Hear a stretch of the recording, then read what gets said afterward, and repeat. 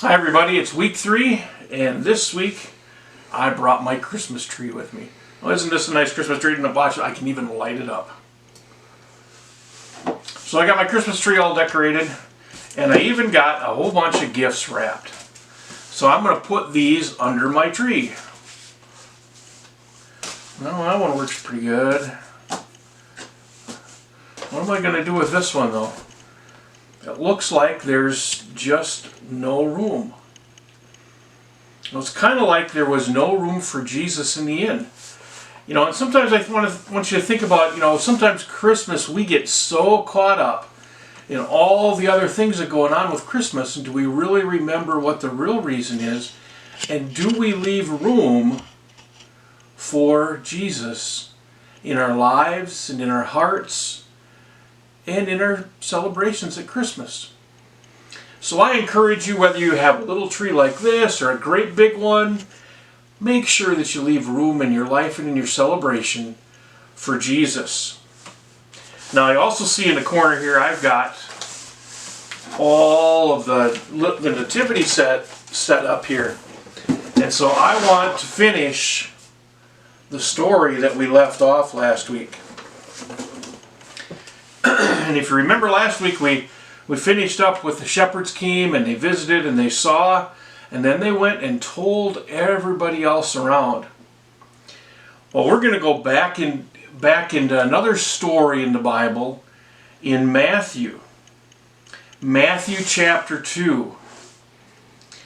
After Jesus was born in Bethlehem in Judea, during the time of King Herod, Magi from the east came to Jerusalem and asked, "Where is the one who has been born King of the Jews?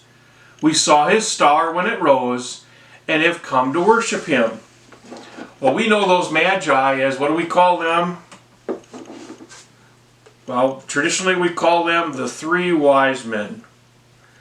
And so here's our 3 wise men. And where did they go first? They went to see King Herod. And when King Herod heard this, he was disturbed, and all Jerusalem with him.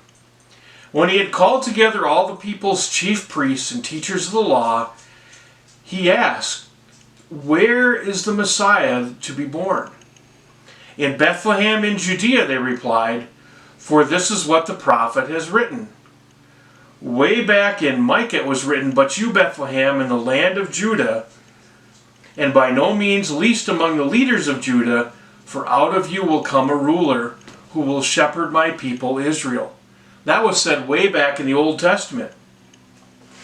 Then Herod called the Magi secretly and found out from them the exact time the star had appeared. He sent them to Bethlehem and said, "Go and search carefully for the child, and as soon as you find him, report to me so that I too may go and worship him." And when they heard the king, they went on their way, and the star they had seen when it rose ahead of them until it stopped over the place where the child was. When they saw the star, they were overjoyed. On coming to the house, they saw the child with his mother. So they traveled a long way, they followed the star, and they found baby Jesus and Mary. And they bowed down and worshipped him. Then they opened their treasures and presented him with gifts of gold, frankincense, and myrrh.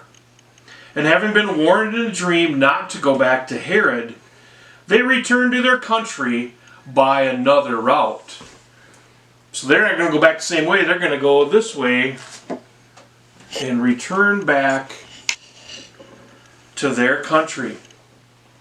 When they had gone, an angel of the Lord appeared to Joseph in a dream. "Get up," he said. "Take the child and his mother and escape to Egypt.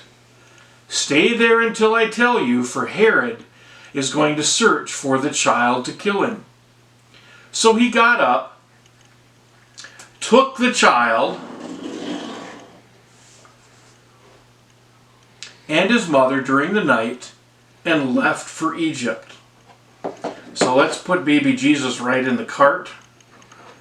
And Mary gets to walk. And Joseph gets to walk, and he's going to lead the donkey along. And they left for Egypt, where they stayed until the death of Herod. And so was fulfilled that the Lord had said through the prophet, "Out of Egypt I called my son."